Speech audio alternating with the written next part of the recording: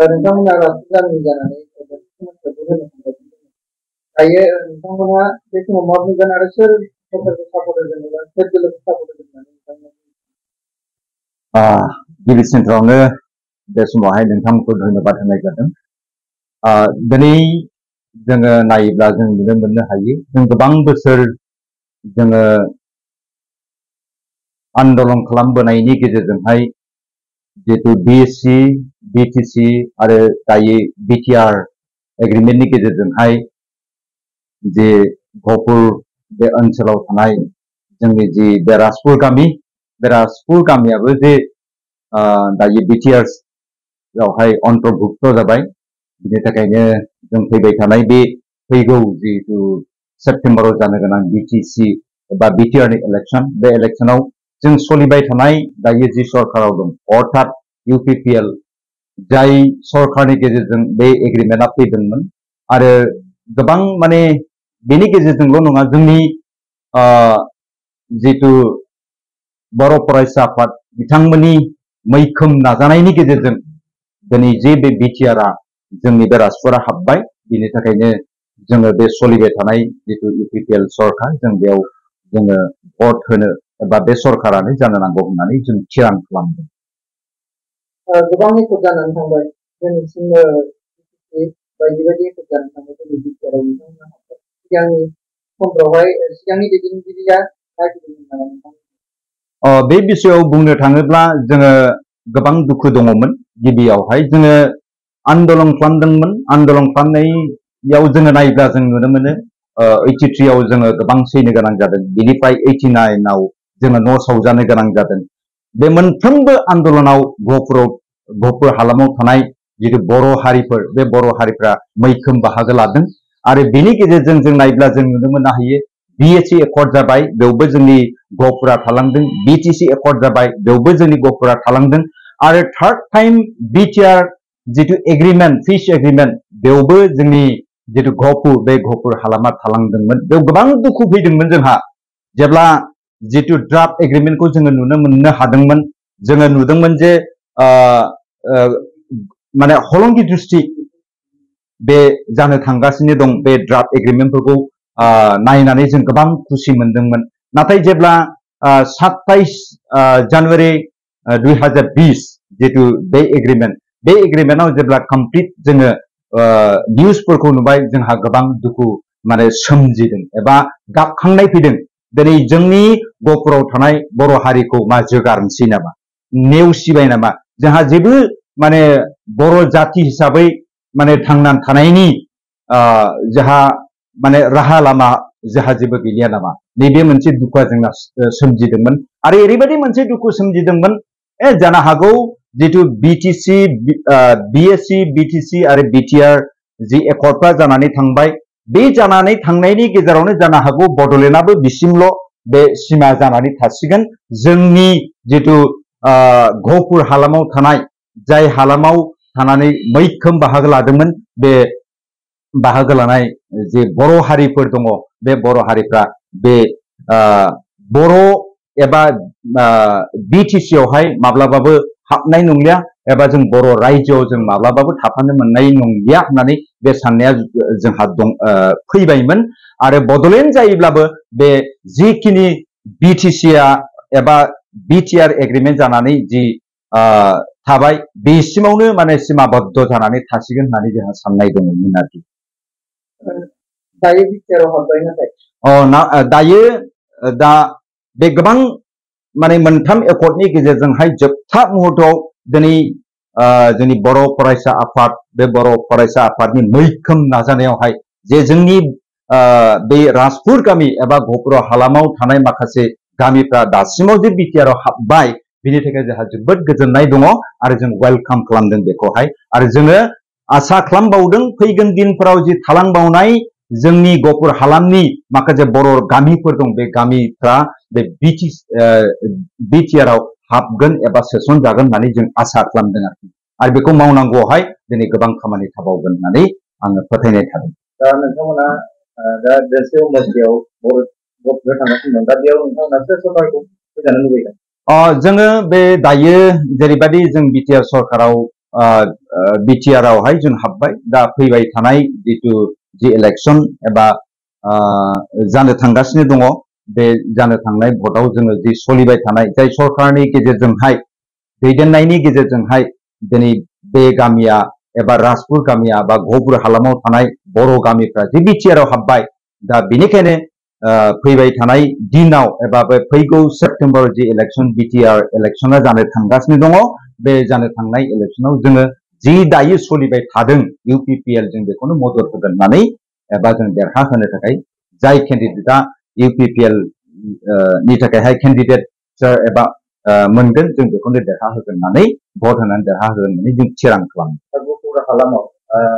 इउपिपिनिफ्राय माबाफोर इनस्ट्राक्सन माबाफोर अनसुंथाइफोर माबा मोनसे स्किमफोरनि खोथा बेबायदि खामानि मावगोन होननाय आसाफोर होदों? औ खामानि मावगोन होननानै आसाफ्राथ' दाथ' हाबदोंल'सो नालाय दा फैदों फैयाखै नङा फैदों गिदिंदों बिथांमोननि माखासे स्किमफोर दं जे स्किमफोरखौ माखासे डकुमेन्टसफोरखौ जोङो हरनाय जादों जेरैहाय माखासे आं मोजाङै मिथिया दासिमावबो आं स्टाडि खालामाखै अब्लाबो माने जितु माखासे बिसयफोर दङ अनसुंथाइफोर दं जायखौ माने मोनोब्ला माने जोंनि समाजा व्यक्तिगत नङा समाजा जे उन्नति जागोन बा एरिया उन्नति जागोन बा मोनसे समाजा उन्नति जागोन जों बेफोरखौहाय जोङो एप्लाइ खालामदों आरोखि। नोंथांमोनहा राजपुर गामिनि जानानै धोनस्रि समस्थियाव भट होनो थांगासिनो दङ दायो नोंथांमोनहा बे समाव मा बुंगोन आरो सोर सरकारखौ सापर्ट होगोन एबा सोर दोलोखौ सापर्ट होगोन होननानै नोंथांमोनहा बुंनो सानो? गिबि सेन्टारावनो बे समावहाय नोंथांमोनखौ धन्यबाद होनाय जादों। दिनै जोङो नायोब्ला जों नुनो मोननो हायो जों गोबां बोसोर जोङो आन्दलन खालामबोनायनि गेजेरजोंहाय जितु बिएससि बिटिसि आरो दायो बिटिआर एग्रिमेन्टनि गेजेरजोंहाय जे गहपुर बे ओनसोलाव थानाय जोंनि जि बे राजपुर गामि बे राजपुर गामियाबो जे दायो बिटिआरआवहाय अन्तर्भुक्त जाबाय बेनि थाखायनो जों फैबाय थानाय बे फैगौ जितु सेप्तेम्बराव जानो गोनां बिटिसि एबा बिटिआरनि इलेक्शन बे इलेक्शनाव जों सोलिबाय थानाय दायो जि सरकाराव दं अर्थात इउपिपिएल जाय सरकारनि गेजेरजों बे एग्रिमेन्टआ फैदोंमोन आरो गोबां माने बेनि गेजेरजोंल' नङा जोंनि जितु बर' फरायसा आफाद बिथांमोननि मैखोम नाजानायनि गेजेरजों दिनै जे बे बिटिआरआ जोंनि बे राजपुरा हाबबाय बिनि थाखायनो जोङो बे सोलिबाय थानाय जितु इउपिपिएल सरकार जों बेयाव जोङो भट होनो एबा बे सरकारानो जानो नांगौ होननानै जों थिरां खालामो। गोबां एकर्ड जानानै थांबाय दिनैसिम बिटिसि बायदि बायदि एकर्ड जानानै थांबाय दिनै बिटिआरआव नोंथांमोना हाबबाय सिगांनि समफ्रावहाय सिगांनि दैदेनगिरिया नायफैदोंमोन नामा नोंथांमोनखौ? बे बिषयाव बुंनो थाङोब्ला जोङो गोबां दुखु दङमोन गिबियावहाय जोङो आन्दलन खालामदोंमोन आन्दलन खालामनायाव जोङो नायोब्ला जों नुनो मोनो 83आव जोङो गोबां सैनो गोनां जादों बिनिफ्राय 89आव जोङो न' सावजानो गोनां जादों बे मोनफ्रोमबो आन्दलनाव गहपुर हालामाव थानाय जितु बर' हारिफोर बे बर' हारिफ्रा मैखोम बाहागो लादों आरो बेनि गेजेरजों जों नायोब्ला जों नुनो मोननो हायो बिएससि एकर्ड जाबाय बेवबो जोंनि गहपुरा थालांदों बिटिसि एकर्ड जाबाय बेवबो जोंनि गहपुरा थालांदों आरो थार्ड टाइम बिटिआर जितु एग्रिमेन्ट पिस एग्रिमेन्ट बेवबो जोंनि जितु गहपुर हालामा थालांदोंमोन बेयाव गोबां दुखु फैदोंमोन जोंहा जेब्ला जितु ड्राफ्ट एग्रिमेन्टखौ जोङो नुनो मोननो हादोंमोन जोङो नुदोंमोन जे माने हलंगि डिस्ट्रिक्ट बे जानो थांगासिनो दं बे ड्राफ्ट एग्रिमेन्टफोरखौ नायनानै जों गोबां खुसि मोनदोंमोन नाथाय जेब्ला 27 जानुवारि 2020 जितु बे एग्रिमेन्टआव जेब्ला कमप्लिट जोङो निउसफोरखौ नुबाय जोंहा गोबां दुखु माने सोमजिदों एबा गाबखांनाय फैदों दिनै जोंनि गहपुराव थानाय बर' हारिखौ मा जोगारनोसै नामा नेवसिबाय नामा जोंहा जेबो माने बर' जाति हिसाबै माने थांना थानायनि जोंहा माने राहा लामा जोंहा जेबो गैया नामा नैबे मोनसे दुखुआ जोंना सोमजिदोंमोन आरो ओरैबायदि मोनसे दुखु सोमजिदोंमोन जानो हागौ जितु बिटिसि बिएससि बिटिसि आरो बिटिआर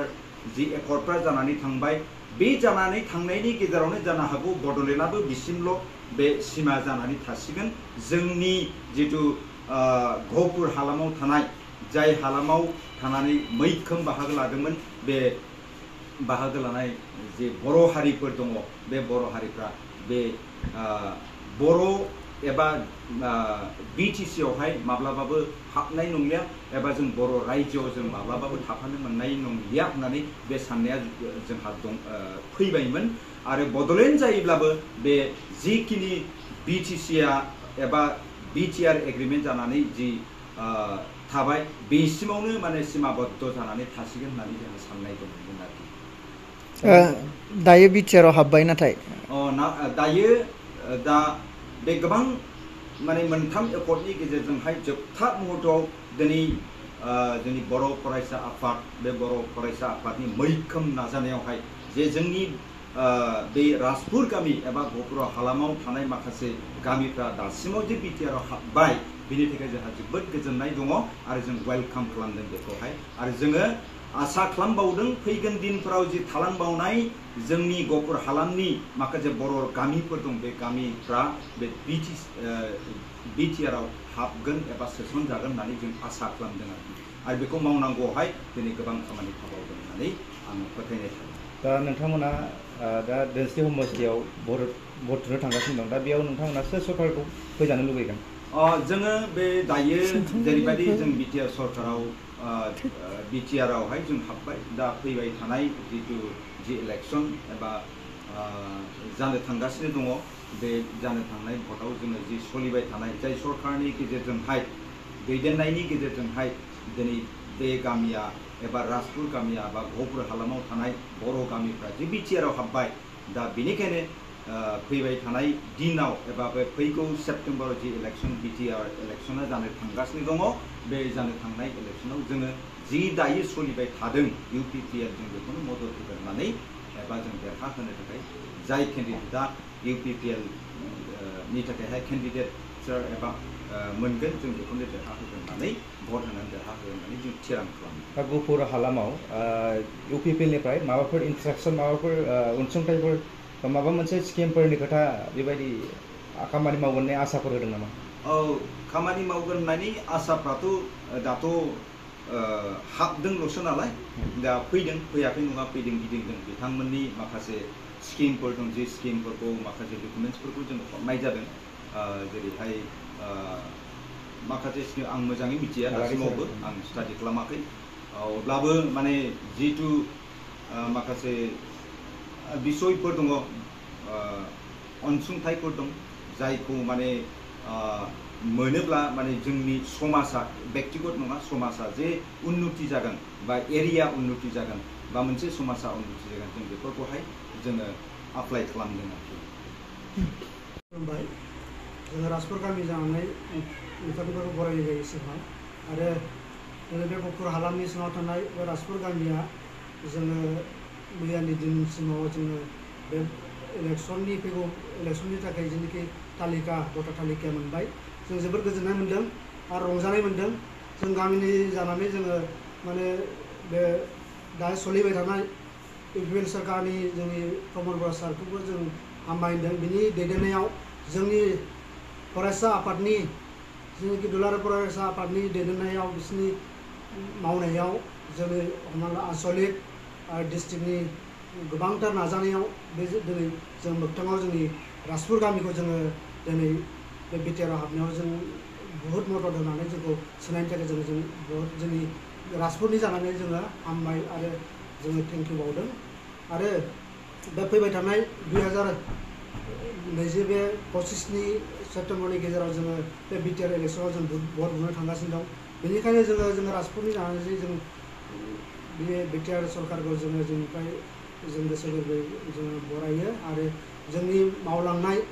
आन्चलिकनि जोंनि आबसु फरायसा आफादनि जों बिसोरखौ जों बिसोरनि बुहुत माबा नांथाबनायजों नाजानायजों जोङो हाबनो मोनबाय जों बेखौ